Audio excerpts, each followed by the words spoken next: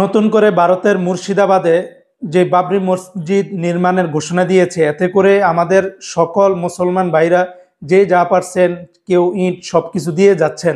কিন্তু আপনার এই ভিডিওটি দেখা একেবারে আবশ্যক এবং ভিডিওটি বেশি করে শেয়ার করবেন, যাতে করে আপনার একটি ভুলে পরবর্তীতে যেন এই মসজিদে কোনো ধরনের কোনো সমস্যা না হয়।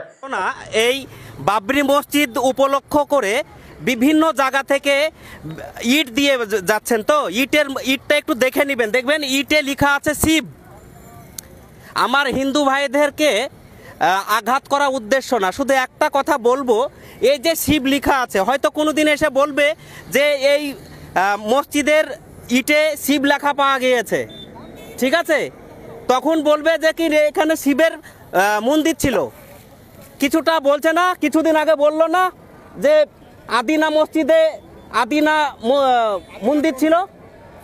তো এটা আপনারা করবেন না, দেখে নেবেন যে এই যে ইটে শিব লেখা আছে।